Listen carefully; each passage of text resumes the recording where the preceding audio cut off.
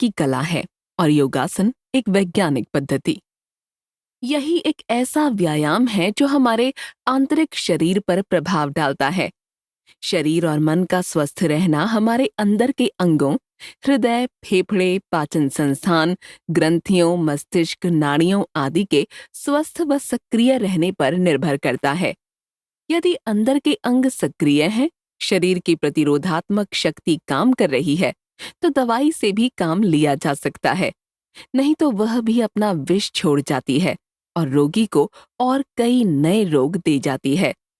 शरीर के अंदर की शक्ति को जगाने का काम योगासन व अन्य योग क्रियाएं कर सकती हैं। योगासन करते समय हम अपने शरीर को तोड़ते मरोड़ते हैं, शरीर को तानते और ढीला करते हैं, जिससे हमारी रक्त नलिकाएं साफ व शुद्ध होती हैं, जिससे हृदय को सारे शरीर को शुद्ध रक्त पहुंचाने और विकार युक्त को वापस हृदय में लाने में सुविधा होती है। हृदय को निरंतर काम करना पड़ता है। हृदय 24 घंटे में 8000 लीटर रक्त शरीर में पंप करता है। वह इतने ही विकार युक्त रक्त को वापस लेता है और उसे शुद्ध होने के लिए फेफड़ों में भेजता है। शुद्ध होकर रक्त वापस हृदय में आता है। ये 15 सेकंड का चक्र जब तक आप जीवित हैं चलता रहता है। हम दिन भर काम करते हुए थक जाते हैं तो आराम करते हैं। रात को 6 या 8 घंटे सोते हैं, परंतु हृदय तथा फेफड़े तब भी काम करते रहते हैं। वे आपके अधीन नहीं हैं। आप उन्हें आराम करने के लिए कह भी नहीं सकते। हृदय को भी आराम चाहिए और उसे आराम देने का केवल एक ही तरीका है कि रक्त नलिकाओं को साफ रखा जाए, ताकि वे सुविधा पूर्वक सारे शरीर में रक्त संचालन कर सकें तथा शरीर का दूषित रक्त फेफड़ों में शुद्ध होने के लिए भेज सकें। साथ ही ये काम उसे धक्के लगाकर न करना पड़े। जहां शुद्ध रक्त जाएगा वे अंग पुष्ट होंगे, सक्रिय होंगे, रोग मुक्त होंगे। परंतु आज हृदय रोग ही सबसे अधिक हो रहा है। हृदय को धक्के लगाकर काम करना पड़ रहा है, जिससे न तो शुद्ध रक्त शरीर के हर अंग तक पहुंचता है और न वहां से विकार निकल पाता है। फलस्वरूप व्यक्ति रोगी और तनाव से भरता जा रहा है। योगासन व प्राणायाम से हमारी रक्त नलिकाएं शुद्ध हो जाती हैं, फेफड़े खुल जाते हैं, मांसपेशियों में लचक आ जाती है, जिससे उनके फैलने और सिकुड़ने की शक्ति बढ़ जाती है। उनकी अधिक ऑक्सीजन ले पाने की क्षमता बढ़ जाती है और वे शरीर के विकार को जलाकर कार्बन डाइऑक्साइड गैस के रूप में बाहर कर पाते हैं। फेफड़ों में 16 से 18 करोड़ छिद्र हैं, जिनमें रक्त आकर भरता है। इसकी शुद्धि ऑक्सीजन से होती है। जितनी अधिक ऑक्सीजन हम ले पाएंगे वो फेफड़ों के अंतिम छिद्रों तक जाएगी और उतना ही अधिक रक्त शुद्ध होगा। जितना अधिक रक्त शुद्ध होगा, विकार मुक्त होगा, उतनी अधिक उसकी दौड़ बढ़ जाएगी और हृदय को उसे सारे शरीर में पहुंचाने में सुविधा होगी। योगासनों से हम अपने शरीर की सफाई करते हैं, उसे अनुशासित करते हैं। प्रतिदिन नियमित रूप से योगासन करने से शरीर के विकार मुक्ति के चारों मार्ग नासिका, त्वचा, लिंग और गुदा सक्रिय रहते हैं। विकार शरीर में रुकता नहीं, शरीर शिथिल व स्वस्थ रहता है और मन शांत रहता है। योगासनों से हम अपने पाचन संस्थान को स्वस्थ करते हैं। पाचक रस पूरी तरह से निकलते हैं, जिससे भूख लगती है, क्लोम ग्रंथि सक्रिय होती है। खाया हुआ भोजन पूरी तरह से पचता है, जिससे शरीर को आवश्यक शक्ति मिलती है और वो रोगों से अपने को बचाने में सक्षम रहता है। योगासन ही एक ऐसा व्यायाम है जिससे रीढ़ की हड्डी में लचक पैदा की जा सकती है। दूसरा ऐसा कोई भी व्यायाम नहीं जिससे मेरुदंड में लचक आ सके। आसनों में हम शरीर को आगे पीछे दाएं बाएं मोड़ते हैं, उससे रीढ़ में लचक पैदा होती है, जिससे शक्ति के केंद्र चक्र प्रभावित होते हैं। हमारा मेरुदंड 26 मोहरों यानी हड्डियों के जोड़ से बनता है। विज्ञान मेरुदंड को 3 भागों में विभाजित करता है। ऊपर का भाग जो गर्दन से जुड़ा है उसे सर्विकल रीजन कहते हैं। इसमें 7 मोहरें होती हैं। बीच का भाग जो पसलियों से जुड़ा है और जिसमें 12 मोहरें होती हैं, डोर्सल रीजन कहलाता है।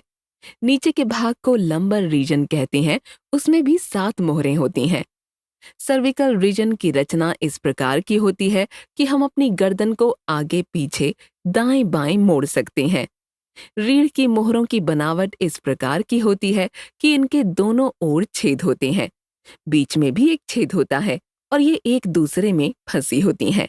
जहाँ एक मोहरा दूसरे मोहरे पर बैठता है, वहाँ गद्दी नुमा शॉकर होते हैं, जो झटकों व चोटों को सहने की क्षमता रखते हैं। इससे शरीर के दूसरे अंग प्रभावित नहीं होते। इस मेरुदंड के बीच से सुषुम्ना नाड़ी यानी स्पाइनल कॉर्ड जाती है। योग में सुषुम्ना का बड़ा नाम आता है। सुषुम्ना नाड़ी को जागृत करने की बात कही गई है। इसी सुषुम्ना नाड़ी पर शक्ति के केंद्र चक्रों की कल्पना की गई है, जिनके प्रभावित होने से व्यक्ति को विभिन्न उपलब्धियां प्राप्त होती हैं और वो तनाव मुक्त होकर आनंदित रहता है। सुषुम्ना नाड़ी मंडल का वो भाग है जो कपाल के पीछे महाछिद्र से प्रारंभ होकर मेरुदंड के साथ उसके अंतिम मोहरे से ऊपर वाले मोहरे तक जाता है।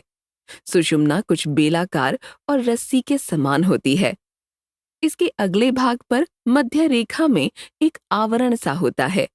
पिछला भाग भी मध्य रेखा में दबा रहता है तथा दोनों तरफ से 31 जोड़े नाड़ियां निकलती हैं। इसके बाएं भाग को इड़ा नाड़ी मंडल और दाएं भाग को पिंगला नाड़ी मंडल कहते हैं। इसका सीधा संबंध नासिका की इड़ा यानी चंद्र नाड़ी और पिंगला यानी सूर्य नाड़ी से होता है। सुषुम्ना नाड़ी और उससे निकले नाड़ी सूत्रों द्वारा ही मस्तिष्क सूचनाएं प्राप्त करता है और सारे शरीर पर नियंत्रण प्राप्त करता है। नाड़ी सूत्र टेलीफोन के तारों के समान काम करते हैं। जिस प्रकार तारों द्वारा समाचार शरीर के एक स्थान से दूसरे स्थान तक जाते हैं, वैसे ही जीवित तारों द्वारा समाचार एक स्थान से दूसरे स्थान तक जाते हैं। मस्तिष्क शरीर पर राज्य करता है, नाड़ी सूत्र उसके दूत हैं। मस्तिष्क की आज्ञा शेष अंगों तक इन्हीं तारों द्वारा पहुंचती है। जैसा कि हमको अनुभव होता है कि बहुत गर्मी है या बहुत सर्दी है अथवा बहुत ठंडी हवा चल रही है आदि। यही नहीं, शरीर का सारा कार्य मस्तिष्क इन्हीं नाड़ी सूत्रों द्वारा संचालित करता है। योगासनों से हमारा मस्तिष्क तथा संपूर्ण नाड़ी मंडल शिथिल व सक्रिय होता है। योगासन धीरे धीरे करने वाली क्रियाएं हैं। आसनों में हम अपने शरीर को पूरी तरह तानते व खींचते हैं और पूर्ण स्थिति तक जाते हैं। फिर शरीर को ढीला छोड़ते हैं, शवासन करते हैं। ऐसा करने से नाड़ियां तनाव मुक्त और कार्यशील होती हैं। प्राणायाम से भी हमारी नाड़ियां शुद्ध व शांत होती हैं, मन स्थिर होता है, आत्मविश्वास बढ़ता है। जब शरीर स्वस्थ होगा, मन शांत होगा, तभी भीतर की शक्तियां जागेंगी, चक्र खुलेंगे, मन एकाग्र होगा। जब मन एकाग्र होगा तो काम करने की शक्ति बढ़ जाएगी, काम में सफलता मिलेगी, समस्याओं से भागेंगे नहीं, उनका सामना करने की शक्ति आ जाएगी। व्यक्ति सकारात्मक सोचने विचारने लगेगा, कार्यशक्ति सही दिशा में बहने लगेगी, जीवन का आमूल रूपांतरण हो जाएगा। जब काम करने की दिशा ही ठीक हो जाएगी और काम में सफलता मिलने लगेगी, तो मन प्रसन्नता से भर उठेगा। यदि यह प्रसन्नता बनी रही तो आनंद का रूप ले लेगी। आनंद का ही दूसरा नाम परमात्मा है। आपकी आत्मा परमात्मामय बन जाएगी। इसी का नाम योग है। आप जिस भी कार्य क्षेत्र में हो, उससे कोई अंतर नहीं पड़ता। आप निरंतर प्रयास से योग की अवस्था में बने रह सकते हैं। आवश्यकता है इससे संबंधित क्रियाओं को विश्वास, श्रद्धा और मनोयोग से करने की। यही साधना है योग साधना। आप सुन रहे हैं कुकू एफएम पर ऑडियो बुक योगासना एंड साधना। लेखक डॉक्टर सत्यपाल द्वारा लिखित किताब। मैं हूं